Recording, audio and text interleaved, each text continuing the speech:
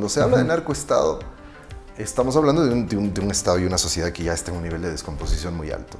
Hay gente que dice, no, yo a la primera que pueda irme del país me voy. El Ecuador está al borde de deshacerse como país. Es gravísimo lo que estamos viviendo.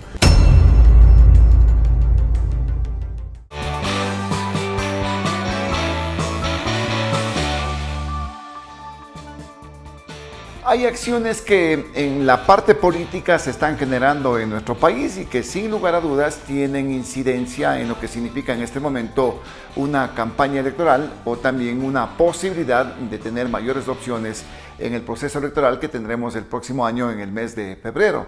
Situaciones que conllevan también actuaciones en la Asamblea Nacional en donde se archiva un proyecto de ley que ahora pues se reclama era para luchar en contra del lavado de activos, el lavado de dinero mal habido, y también pues situaciones que se vienen dando en el ámbito inclusive de buscar la posibilidad de quitar el financiamiento que da el Estado a los partidos políticos.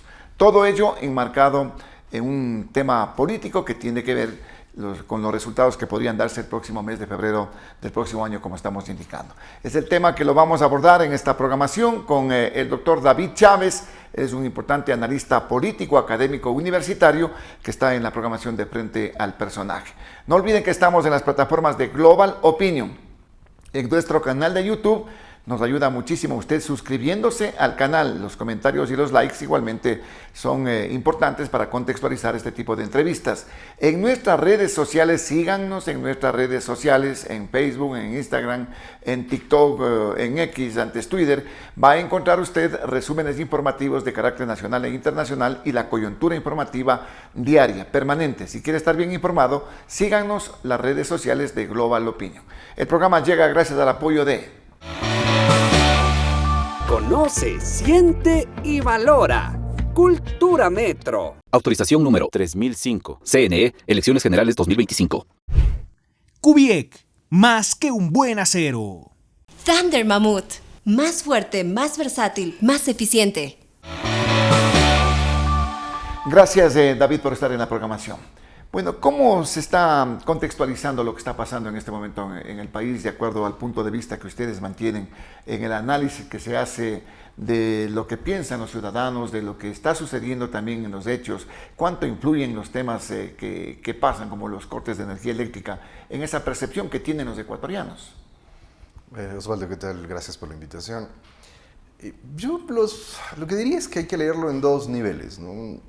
Un nivel que es un poco más de largo plazo, que sería ver qué viene pasando en el Ecuador de los últimos años, porque la situación de crisis de todo orden que tenemos actualmente tiene una continuidad, ¿no? Es decir, uno mira que hay una línea de continuidad, sobre todo los últimos 3 gobiernos, en los que más o menos las políticas en todos los ámbitos que son fundamentales ahora para el país se han venido manteniendo.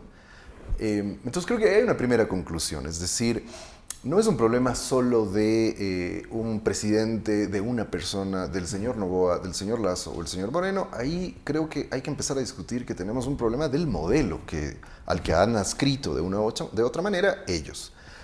Lo otro es el estado de ánimo de la población. O sea, no, pero ese modelo está enmarcado en el tema de la Constitución, David. No, en absoluto. O sea, ese es un...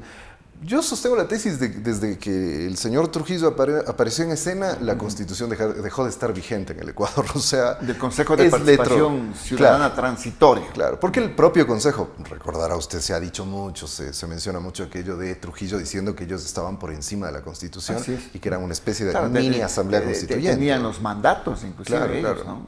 Lo cual no era del todo cierto, es decir, porque ellos tenían un mandato muy específico, tenían que cumplir la Constitución, pero no estaban por encima de la Constitución. Sin embargo, es una figura cuando inconstitucionalmente Trujillo y los consejeros decidieron, por ejemplo, cambiar la Corte Constitucional, era algo que no podían hacer. Lo hicieron y decretaron además un periodo de vacancia constitucional. Esa figura me parece fascinante porque creo que eso es lo que ha ocurrido en todo este tiempo, es vacancia constitucional. Y lamentablemente la Corte Constitucional, que nos la vendieron como la Corte de lujo, que eran los superacadémicos de la Constitución, no sé qué, no ha sido, en mi opinión, no ha estado a la altura de defender la Constitución. Ha pasado cosas como varios tratados internacionales que vulneran el espíritu central de la soberanía que la Constitución mantiene. han pasado lo de las bases militares extranjeras que vulnera el espíritu de soberanía, que es uno de los pilares fundamentales de la Constitución de Montecristi. Entonces me parece que hemos vivido un tiempo, por lo menos, de intermitencia constitucional. Y las medidas autoritarias que hemos visto en Noboa en el último tiempo no son otra cosa que el resultado final de eso. Ahora, decía, el otro nivel es el estado de ánimo de la población, y ahí eso es preocupante porque se ve que hay un estado de ánimo cada vez más a la baja en la sociedad ecuatoriana. Las mediciones muestran eso. Hay más pesimismo, hay situaciones que al ciudadano como que lo ponen en un ambiente de que no estamos mejor, de que vamos a empeorar en el sentido de la economía, de la política inclusive. Exactamente, cuando uno ve las mediciones de las distintas encuestadoras que han presentado mediciones recientemente, que a veces no le prestamos mucha atención a eso, ¿no? Porque vamos directo a ver los datos electorales, ¿por quién van a votar? ¿Quién tiene más chance de llegar a la presidencia? Pero siempre es importante mirar, porque ese trabajo que hacen las encuestadoras es bastante bueno para darnos una medida de cuál es el estado de ánimo que hay en la población, y evidentemente se ve un incremento del desánimo, sobre todo esta perspectiva de que no hay futuro. Cuando, ya no recuerdo exactamente qué encuestadora preguntaba esto, pero hay alguna que preguntaba si ve alguna expectativa de cambio en el futuro. La gran mayoría, me parece que alrededor del 60%, consideraban que no, y que las cosas, no solo eso, sino que además las cosas van a empeorar. Y eso lo miden todas las encuestadoras. De eso se podría deducir, en este caso, David, ese alto porcentaje de ciudadanos, de ecuatorianos, jóvenes entre ellos, que quieren irse del país. 1.200.000 aproximadamente. Yo creo que son más. Son más, porque los jóvenes en este caso tienen una premisa fundamental que el objetivo es salir del país. Pero 1.200.000 personas que quieren irse del país a como dé lugar. Efectivamente, que es un dato alarmante. O sea, como sociedad deberíamos estar muy alarmados de que la opción para mucha gente, o sea, le habrá pasado, a mí me ha pasado en los entornos cercanos, hay gente que dice, no, yo a la primera que pueda irme del país me voy. O sea, no importa, renuncio, busco otro trabajo. No hay que perder de vista que usualmente las estadísticas de migración están subestimadas, ¿no? Es decir, porque obviamente no se puede medir toda la migración ilegal, pero si ya nos dicen que hay números tan altos, hay que tener en cuenta que podría ser todavía más la cantidad de gente que está yendo o que quiere irse, que se está yendo. Y hay un detalle adicional. ¿Ese es el reflejo de lo que estamos viviendo en este momento en el país? Yo creo que sí, porque además, justo es a lo que me iba a referir, hay un detalle adicional que el colega Jorge Paladines, que es experto en temas de violencia criminal y este tipo de cosas, hace poco ponía en un post en X diciendo, tenemos que empezar a hablar de desplazados en el Ecuador, no solo migrantes. Y me pareció un dato muy desplazados interesante por la guerra criminal. Porque tengan en cuenta que primero hay desplazamiento interno. O sea, por ponerle un ejemplo, hay mucha población de Esmeraldas que durante el momento más crítico de la guerra criminal en Esmeraldas tuvo que abandonar la ciudad y venir a vivir a Quito, ir a Guayaquil, ir a otras ciudades.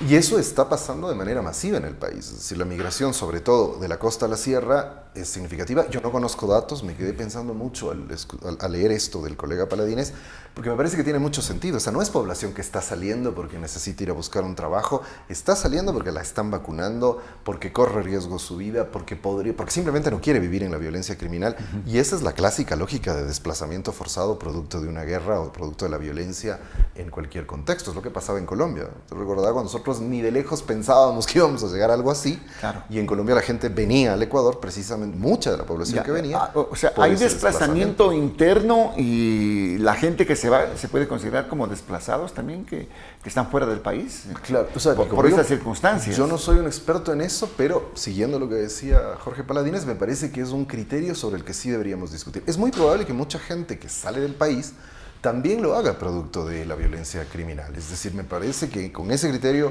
podríamos estar hablando de un desplazamiento interno y también de desplazamientos hacia afuera del país. Eso es preocupante, ¿no? ¿Y cómo frenamos todo este tema? Bueno, la solución es política, ¿no? Evidentemente. O sea, el problema, aquí suele haber una paradoja, porque cuando las sociedades viven crisis tan severas como la ecuatoriana, o sea, el Ecuador está al borde de deshacerse como país. Es gravísimo lo que estamos viviendo. Es esa figura que ha utilizado The Economist en este reportaje que ha causado tanto revuelo en la prensa oficialista favorable al gobierno, de que somos un narcoestado. Cuando se habla de narcoestado, estamos hablando de un estado y una sociedad que ya está en un nivel de descomposición muy alto, ¿no? Entonces me parece que el punto de partida es eso. Cuando las sociedades están en crisis tan severas como la que estamos viviendo nosotros, la única vía es la posibilidad de encontrar salidas políticas adecuadas, serias, planificadas, etcétera. Pero sin embargo, la crisis suele producir, producto del desánimo y demás, suele producir un desencanto de la política. Y ahí se produce esta paradoja. La gente no cree en la política, claro, pero hay que buscar salidas políticas. Pero igual, en este momento, la clase política ha sido la más priorizada, a la que no se le cree absolutamente nada. Pero esto del narcoestado, ¿por qué se posiciona este tema del narcoestado a nivel de, por ejemplo, del conocimiento de otros sectores que no son precisamente las clases más bajas, David? Claro, me parece que, a ver, primero, en el campo académico, igual, como insisto, yo no soy experto en estos temas de seguridad y demás, al ver el revuelo que esto causó, claro, luego de leer el reportaje de Economist. Imagínense que una revista de esta naturaleza, de Economics, claro, nos diga que somos un narcoestado. Claro, lo que pasa es que, como decía, indagando un poco cómo se discute el tema del narcoestado en la academia, he podido darme cuenta que los expertos en este tema hablan de que, o dicen que la noción de narcoestado es muy problemática, porque es medio todo y nada, y que es más producto siempre del uso del periodismo, de la política, y que no es en realidad un concepto que ayuda a entender cuando un Estado adquiere ciertas características. Puede ser muy difuso, es algo así. Lo que los académicos expertos en esto dicen es que es muy difuso y que puede reducir la complejidad de estados como este artículo está exagerando, entonces. No, o sea, me parece que en su contexto, en lo que claro, está lo que señalando. ocurre es que al ser una palabra tan difusa, decir narcoestado puede ser como hay cierto control de las mafias respecto al Estado o hay un control total, es decir, no hay una definición precisa. Pero me parece que el debate no es la definición que utiliza The Economist. Quizá por cuestiones periodísticas utilizan esto como para prender las alertas sobre lo grave de la situación del país. Me parece que la discusión fundamental es el contenido de ese artículo, que es donde se describe, bueno, aparte de las cosas que usted ha señalado, la monstruosa situación social que está viviendo. Porque además me parece que el artículo tiene fundamentalmente ese tono. O sea, cómo la gente que vive el día a día en sus barrios, en sus ciudades, de la violencia criminal, tiene que afrontar la violencia criminal. Lo que significa esto que se ha dicho mucho del artículo, ¿no? Lo que significa encontrar permanentemente cadáveres en lugar de basura, en un lugar donde antes se botaba basura. Este tipo de cosas son gravísimas y claro, hay que llamar la atención, y a mí ahí sí no me importa que digan que es un narcoestado, porque hay que asumir la gravedad de la crisis, porque con el modo con el que se han venido manejando los últimos gobiernos, y particularmente tendemos a banalizar y superficializar la gravedad de estas cosas. En ese ámbito, en nuestro medio, como que se está, quizás el ciudadano ya acostumbrándose a este asunto, a aceptar los cortes de energía eléctrica. Bueno, ya hay cortes. El tema de la violencia, las vacunas, ya toca asumirlo en este caso. ¿Estamos normalizando este tipo de hechos, David? Se ha normalizado, absolutamente. O sea, se está normalizando, y eso es sobre lo que yo quisiera llamar la atención, se está normalizando el modo de vida neoliberal. Porque es esto, por eso, como le decía de inicio, la discusión política en este momento, porque creo que es tiempo de que además como electores asumamos una mayor responsabilidad sobre el voto que vamos a dar en febrero, hay que discutir los modelos de sociedad y los modelos, porque no son solo un modelo político, no son solo un modelo económico, fiscal, son formas de convivencia colectiva las que están tras los modelos políticos que estamos. Pero ¿por qué señalamos que es un modo de vida neoliberal lo que tenemos en este momento? Porque los efectos de esto es el retiro del Estado. Además, note que ahí hay una serie de coincidencias. La coincidencia más interesante es sobre todo con México, ¿no? Quienes han estudiado esto en México ven, y además podemos ver los registros históricos, es clarísimo. México firma su Tratado de Libre Comercio con los Estados Unidos. El gobierno, el tiempo el gobierno del PRI, que era el único que había, pero el gobierno inicia una política de privatizaciones, apertura, retiro del Estado, es decir, toda la lógica neoliberal que siempre se aplica de acuerdo a cómo funciona en cada país. Y entonces se desata la violencia del narco. Porque es lo lógico, el Estado se va retirando de cosas tan elementales como estas, el control territorial, el monopolio de la violencia. O sea, Durán es una ciudad donde hay un paraestado de los criminales, de las organizaciones criminales. Ellos son el Estado. Y eso es, digamos... Es lo que pasa en ciertos territorios de México, Exactamente. que no se han podido recuperar todavía. Entonces, claro, ¿no? pero pasaba volvamos- en Colombia en su momento, ¿no? Claro, pero por eso digo, volvamos al principio de lo que es el neoliberalismo. El neoliberalismo es el Estado se retira, los ciudadanos se arreglan. Pero- y en eso parte de los ciudadanos son Pero las hay una bandas criminales. concepción también que señala que en gobiernos progresistas donde comenzó todo este problema del avance del narcotráfico, o que habían de pronto contubernios o arreglos para que no aparezcan como han aparecido en este momento. Sí, se me parece un poco... Hablando fundamentalmente del gobierno esas cosas de Correa. Claro, ¿no? claro. Pero son parte de la fábula, de las fábulas anticorreístas que además ni siquiera son muy ingeniosas. Vamos a decir, para mí no tiene mucho sentido, digo, enfrascarnos en esas discusiones que son absolutamente, que tienen una direccionalidad política muy clara, no ayudan a salir de esto. Pero se les atribuye, porque- por ejemplo, la salida de la base de Manta, por ejemplo, en el tema, Creo que para que siempre no se- exista control del Mire, narcotráfico. Para que vea lo absurdo que es, ¿no? Es culpa de la salida de base de Manta que el narcotráfico haya crecido. ¿Dónde están los carteles de la droga más importantes del mundo? En México. ¿Hacia dónde llevan la droga? A los Estados Unidos. Tienen frontera compartida. Los Estados Unidos dicen que llevan una lucha contra las drogas desde hace ya casi 50 años, desde la época de Nixon. ¿Y cuál es el resultado? Los carteles han crecido, el consumo dentro de los Estados Unidos ha llegado ya a niveles alarmantes y creemos que los Estados Unidos es la solución. El primer punto. Lo que se ha dicho siempre, Colombia siempre tuvo apoyo de los Estados Unidos y ahí el narcotráfico nunca paró. México también. México tuvo siempre mucha colaboración de los Estados Unidos, el gobierno mexicano y demás, para controlar supuestamente a los carteles y no funcionó. Y acá las cifras muestran lo contrario, además. Pero David, México, por ejemplo, en este momento, en el último gobierno de AMLO, de López Obrador, 200,000 muertos. Es que México es una violencia incontrolable. Exacto, por esa violencia. Pero, ¿qué conlleva esto? Era un gobierno progresista, pues, el de AMLO, y ahora están con otro, ¿no? Lo que pasa es que los carteles ya tienen tomado el Estado casi 30 años, pues. O sea, es decir, los gobiernos no son demiurgos. Hay lógicas sociales que ya están arraigadas en la estructura de nuestras sociedades de manera global. O sea, yo no dudo que los carteles del narco hayan empezado a operar en la época de Correa, que es lo que se suele decir para decir, es que Correa es el culpable, pero es porque eso pasa en todo el mundo. O sea, el narcotráfico es una de las áreas del capitalismo global y de la acumulación capitalista más grandes del mundo. Los gobiernos no pueden evitar que se metan, porque además tienen capacidades económicas y financieras poderosísimas para infiltrar cualquier economía. Los gobiernos lo que pueden hacer es controlar que no se expanda. Entonces, lo que tuvimos en aquellos años es que si empezaron a funcionar los carteles del narcotráfico ahí, algunos indicios nos hacen pensar que sí, pero en ese gobierno controlaron a las bandas criminales. O sea, es sencillo, digamos, es que a mí me resulta extraño, Osvaldo, es increíble que tengamos que debatir esto. O sea, en esos años, ¿dónde estaban los cabecillas de los cárteles criminales? En la cárcel. ¿Recuerda usted que se intentaron fugar todos de la Roca? Sí. Se fugaron como 20 y les atraparon creo que a las 24 horas. Con el propio Serrano, al que acusaban de que era una especie de zar antidrogas o alguna cosa así. Con el propio Serrano a la cabeza para recapturar. Recapturaron a todos, los volvieron a meter a la cárcel. Y los niveles de violencia, más allá de algún colega académico charlatán que sale a decir que se han ocultado muertos y no sé qué barbaridades, las estadísticas muestran que con la salida de la base de Manta, no solo que no se disparó, no se disparó la violencia en el Ecuador, disminuyó y disminuyó significativamente. Todas las estadísticas internacionales nos muestran que cuando se va a Correa, el Ecuador es el segundo país más seguro de América Latina.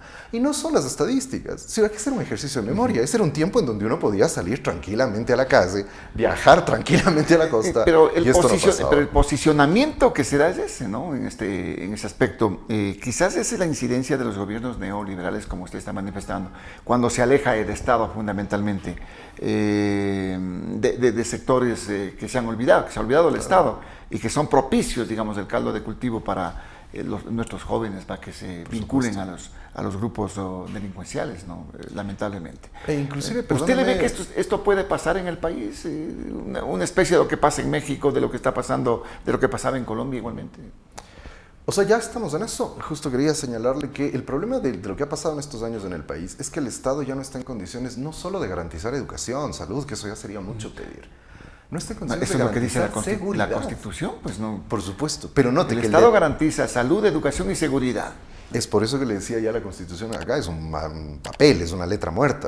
Porque tenemos un Estado de facto, en los hechos, tenemos un Estado que no nos puede garantizar ni seguridad. O sea, si hay un elemento que es fundante de los estados modernos, así, el básico, el elemento más elemental de un estado moderno, es que el Estado ejerce el monopolio legítimo de la violencia. Por tanto, el Estado se encarga de la seguridad. En el Ecuador ya no nos pueden dar ni seguridad. Entonces, pedirles lo otro es muy difícil. ¿Qué tan grave es la situación? Yo creo que es muy grave. Es decir, a mí me parece que el nivel de control que el crimen organizado ha llegado a tener del Estado, del territorio, de los flujos económicos, es muy alto. Se ve la penetración, pues Por supuesto. mucho se habla de que se lava mucho dinero acá en el país, sí, en el sistema financiero fundamentalmente. Y usted sabe, miles de millones ¿usted sabe de dólares. en qué cargamentos llega la droga a Europa? Que es a donde principalmente, claro, entiendo, distribuimos la droga. En cajas de banano. ¿Tenemos algún bananero investigado al menos? Porque no creo que no sepan lo que está pasando. Es decir, ahí hay unas cuestiones muy oscuras y raras de lo que está ocurriendo en la política nacional que hacen pensar que no se está haciendo suficiente, digámoslo así.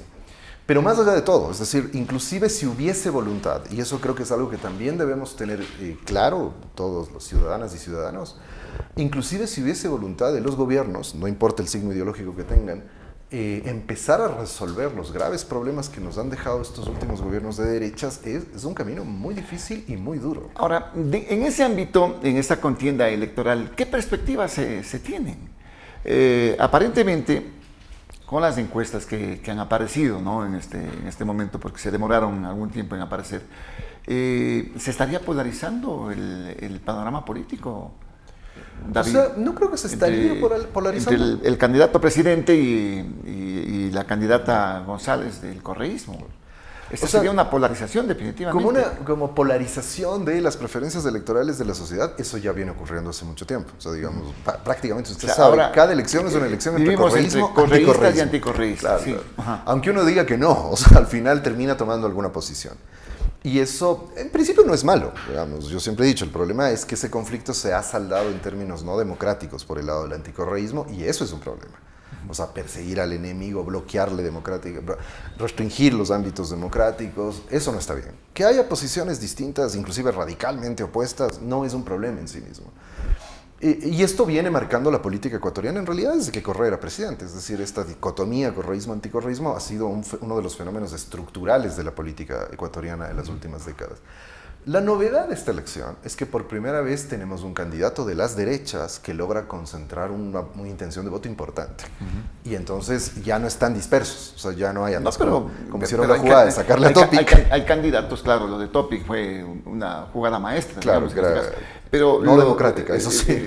Pero lo de la derecha, pero hay otros candidatos de la derecha, pues está Henry Cucalón, por ejemplo. Sí, pero ¿cuántos suman? O sea, tome a Kronfli, Cucalón y los otros que están por ahí. No llegan ni al 3%, no llegan ni al 5%. Sí. Por eso digo, estamos polarizados definitivamente. Entonces, el tema es entre correístas y anticorreístas en este momento. Va a ser, otra vez, digamos, es una reedición. Digo, ahí la novedad es esto de que la derecha anticorreísta, por primera vez llega con un candidato fuerte. Noboa. Que es Noboa, por supuesto. Que un candidato que no viene con el 10, el 5%, sino que está midiendo entre el 20 y el 30%, y que parece ser que eso es un voto duro de Noboa. No sé si el 30, pero quizá al menos un 20% sí podría ser voto duro del anticorreísmo más duro, del anticorreísmo más cerrado, más fanático. Me parece que esa ha sido además, creo, la habilidad de Noboa. Noboa ha logrado convertirse en la figura política que representa a ese sector del electorado.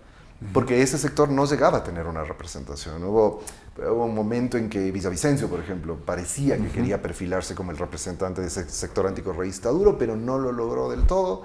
Y ha habido quizá otras figuras, pero ninguno lo logró. Noboa lo ha logrado, me parece. Habrá que ver hasta la elección, pero sí me parece que ha logrado consolidar ese respaldo del voto duro anticorreísta. Creo que está estancado. Lo que muestran las encuestas es que tuvo una baja importante. Parece que los apagones le afectaron mucho. Pero en otras encuestas como que esa baja no ha sido muy significativa. O sea, me parece que en general, si uno mira la tendencia de las mediciones, 4, 5 él ha bajado, puntos, digamos, a lo que tenía hace unos meses, en donde el respaldo llegaba casi al 50%, y de pronto ahora estamos en el 30%. Bueno, todavía sigue siendo un presidente es muy acelerado, con respaldo, 42, 44%. La intención de voto parece que ha bajado, ¿no? Eso es a lo que me refiero. Porque la credibilidad de respaldo ha bajado también, pero no tanto. Lo que sí ha bajado mucho es su intención de voto. Sin embargo, no ha bajado a los niveles en que terminaron Lasso, Moreno, eso no, y eso es interesante. O sea, parece que ha bajado hasta un punto donde ya más bien lo que vamos a ver es un estancamiento.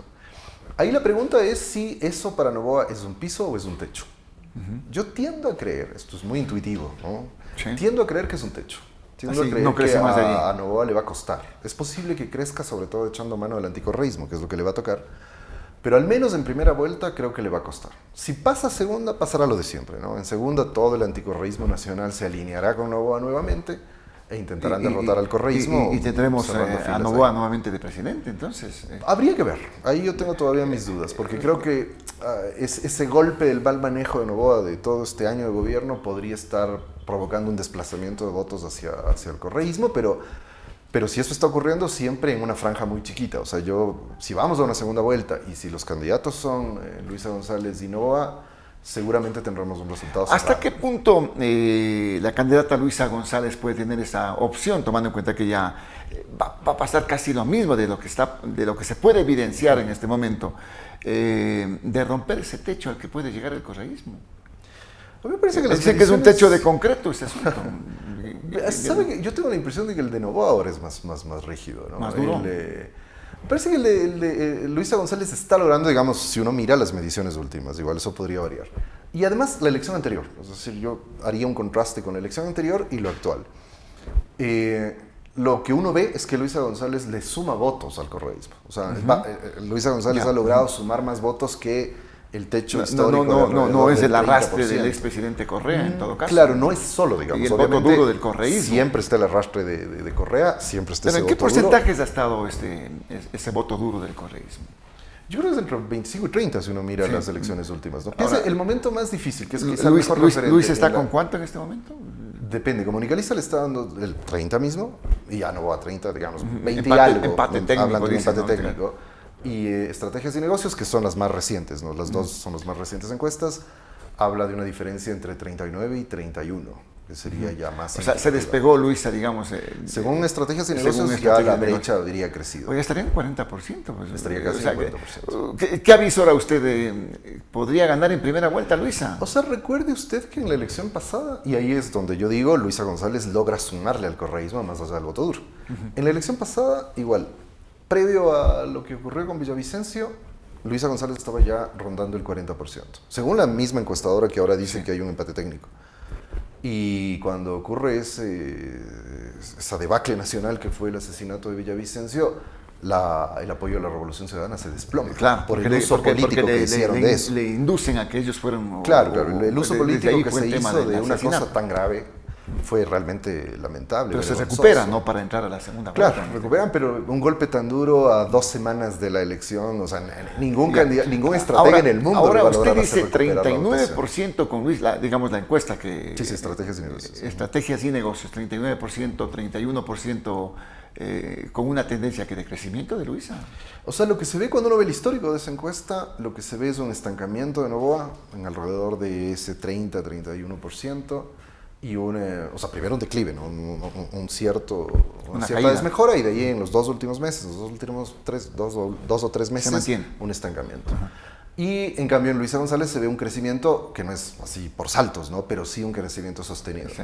Y si hay una regla de oro, que lo suelen decir la gente que hace encuestas electorales y demás, para leer encuestas electorales, es ver cuáles son las tendencias en el tiempo, ¿no? Quién crece, quién decrece, quién se estanca. Y usualmente quien tiene más hay opciones... que ver el tracking, pues, Claro, ¿no? hay que ver el temporal. Y usualmente quien presenta siempre mejores opciones electorales en esa lógica es quien va manteniendo un crecimiento sostenido. Le pongo un ejemplo, cuando en la elección Arauz-Lasso, uno veía ya en el último mes un Arauz que ya no crecía. O sea, se quedó ahí con el voto, casi 48 que tenía, y no crecía, y hasta un mes antes, un mes y medio antes, no recuerdo exactamente, Arauz seguía sobre Guillermo Lasso. Pero ¿qué es lo que ya se veía en las encuestas en ese tiempo? Que Guillermo Lasso iba creciendo, así 2 puntos, 2 puntos, 2 puntos, pero él crecía. Sí. Y Arauz estaba estancado. Al final de cuentas, en las últimas semanas, Lasso logró sobrepasarle y terminó ganándole la elección. Si eso funciona así, obviamente no todo es una regla de oro absoluta, ¿no? Claro. Podría variar, pero si no hay ningún factor extraño que altere el contexto electoral, ¿Cómo y si qué? se está ¿Cómo qué, por comportando así el electorado, podría decirse que Luisa González va a seguir creciendo y quizá a Noboa le cueste un poco más crecer. ¿Podría haber ese margen de 10 puntos? O sea, sobre todo si pensamos que posibiliten de pronto una ganancia en primera vuelta. Claro, si tomamos que los datos de estrategias de negocios son los que más se aproximen a la realidad, porque la otra versión sería la de Comunicaliza. Están en un empate técnico, pero igual, si uno mira la encuesta de Comunicaliza, en lo que coinciden ambas es en que Luisa González viene creciendo. Sí. Recuerde que para Comunicaliza, Daniel Noboa estaba por encima de Luisa González hasta hace 2 meses. De ahí dejaron de sacar encuestas por obvias razones y la que acaban de sacar ahora ya nos muestra que hubo un viraje. Entonces, ¿eso qué significa? Noboa está más o menos estancado en ese alrededor del 28% que tiene y Luisa González en cambio ha crecido. No mucho, pero ha crecido sostenidamente. Ahora, claro que la situación todavía falta, pues no. Claro. Estamos a 60 en una días. semana puede pasar cualquier cosa, ¿no es cierto? Estamos a 2 meses prácticamente de las elecciones. Cualquier cosa puede suceder como usted está indicando. Pero en ese aspecto, ¿podría darse que exista una tercera vía de pronto con el resto de candidatos? ¿O eso ya es imposible? Muy difícil ahora. Ahora lo veo muy difícil. Porque primero, en las elecciones últimas eso no ha habido. O sea, lo que ha habido es versiones del anticorreísmo que se han disputado la representación política del anticorreísmo. Desde distintos lados, o sea, desde posiciones inclusive un poco más de izquierdas, como cuando estuvo Yacu Pérez, por ejemplo, hasta las posiciones más duras de derecha. Pero en la elección pasada, la elección se convirtió casi en una primaria de las derechas. O sea, es decir, a ver, ¿quién de la derecha iba para disputar contra el correísmo? Entonces, nunca ha habido realmente una tercera vía. O sea, porque además es difícil. O sea, ¿qué quiere decir una tercera vía? Es como complicado entender eso. Una tercera opción, alternativa. Pero es difícil. O sea, creo que la opción nuestra ha sido correísmo, anticorreísmo. De hecho, cada vez noté que cuando Lazo, ¿qué era Lazo en segunda vuelta? La alternativa diferente, la que estaba más allá de la polarización, decían, ¿no? Con los zapatitos rojos. Y de nuevo dijeron exactamente lo mismo. Yo por eso decía, ¿qué realidad están viendo mis colegas analistas? Porque yo lo que veo es un candidato que le está dando, con Lazo y con Noboa, que le está dando al anticorreísmo una cara amable, que no parezca una cara tan violenta, tan autoritaria, sino que es como, esta es la esperanza, los autoritarios son los correístas. Pero la clave del lenguaje político era, somos la alternativa frente, recuerde siempre, el país o la mafia, el país o la corrupción, es decir, siempre la lógica correísmo-anticorreísmo. Eso es un hecho cierto de la política que va a ser muy difícil de romper en mucho tiempo. Claro. Entonces me parece que si no era probable antes, donde la representación del anticorreísmo era diversa, plural, y había posibilidades de que aparezca alguna tercera vía, digámoslo así, ahora que se está condensando la representación del anticorreísmo en torno a Noboa, me parece más difícil, mucho más difícil. ¿Cuánto puede pesar las afirmaciones que hace el presidente, por ejemplo, en el tema de los cortes de energía eléctrica? Diciembre, volvemos a la normalidad, ya no habrán cortes de energía. Vamos a comenzar diciembre y tenemos todavía de 6 a 7 horas de cortes. ¿Puede pasar factura esto? ¿O la gente ya está acostumbrada y más bien lo ven como que es el hombre que está luchando por volver a la normalidad, por darnos energía eléctrica? O sea, vuelvo sobre los datos y lo primero que habría que decir es que las encuestas están mostrando que el mal manejo de la crisis, porque no es la necesidad de los apagones, si lo habría manejado de otra manera quizá no le habría golpeado, pero ese mal manejo de la crisis energética sí le ha golpeado electoralmente, eso sí es bastante evidente. No tanto como uno habría podido pensar, es decir, con un manejo tan desastroso de la crisis uno habría dicho ya nadie le cree, y sin embargo no, sigue teniendo un respaldo importante.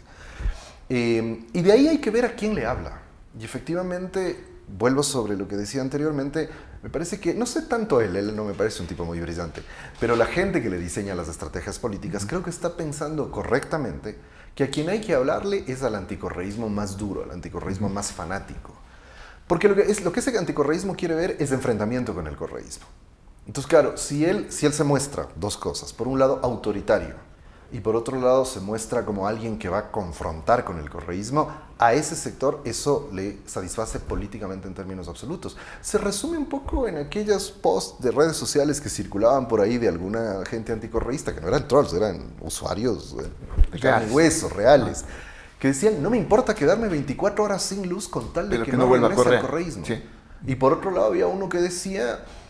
a mí no me importa que me corten la luz, pero este presidente metió preso a Glass, ataca a Aquiles Álvarez y ahora sacó a Topic de la carrera electoral y yo con eso estoy agradecido y no me importa que se quede, reelección. Entonces ese sector lo que quiere es eso, un presidente que haga la puesta en escena autoritaria que es demagógica además, porque no resuelve nada. O sea, es lo que usted acaba de decir. Cuando nos dijo, se van a reducir los cortes a 4 horas, nos clavó 14 horas de cortes a la siguiente semana. Claro. Y ahora nos dice, no, en diciembre no vamos a tener cortes, me pego un tiro, no sé qué, y vamos a empezar Bueno, mes lo con del tiro ha cortes sido de energía. desmentido, ¿no? Por la Secretaría de Comunicación. David, lo cierto es que hay que seguir analizando estos temas, porque esto es paso a paso.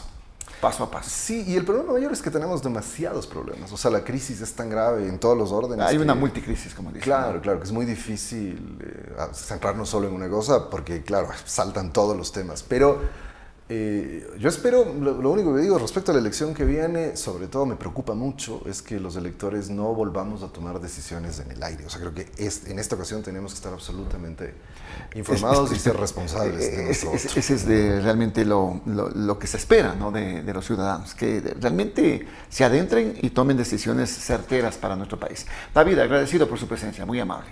No, dije, Osvaldo, gracias por la invitación. Gracias al doctor David Chávez, analista político, académico universitario, aquí en la programación de Frente al Personaje. No olviden que estamos en las plataformas de Global Opinion, en nuestro canal de YouTube. Usted se suscribe, los likes y los comentarios son muy importantes, igualmente nos ayuda muchísimo. Y también en nuestras redes sociales, manténgase informado de la coyuntura noticiosa permanente, diaria, en nuestras redes sociales. El programa llegó gracias al apoyo de... Conoce, siente y valora. Cultura Metro. Autorización número 3005. CNE, Elecciones Generales 2025. Kubiek, más que un buen acero. Thunder Mammoth. Más fuerte, más versátil, más eficiente. Gracias por acompañarnos. Recuerde que estamos con ustedes de lunes a viernes a partir de las 19 horas en nuestro canal de YouTube. Nos vemos el día de mañana con un nuevo personaje y un nuevo tema. Dele like a este programa y también comparta. Soy Osvaldo Morochón Pudia y nos veremos muy pronto.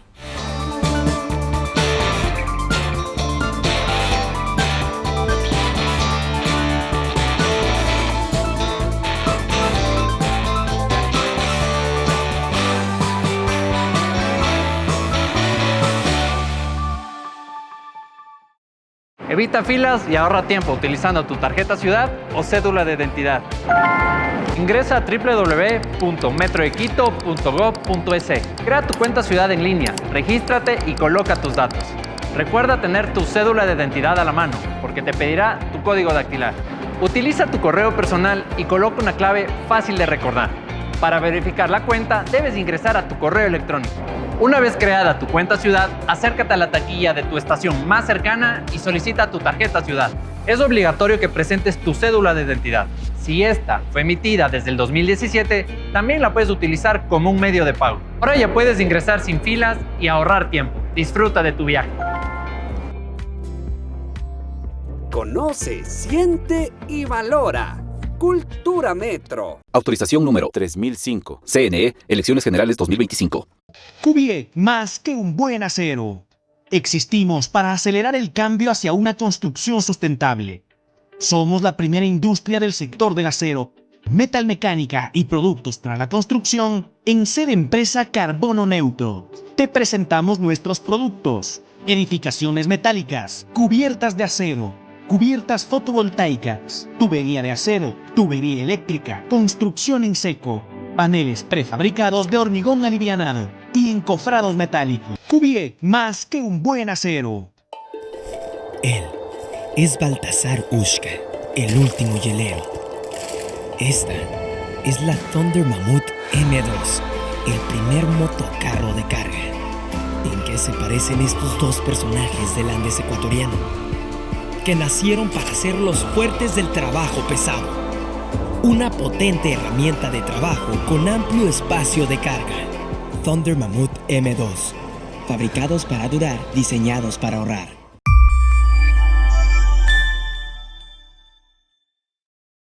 Los criterios de nuestros invitados no representan la opinión de este medio de comunicación.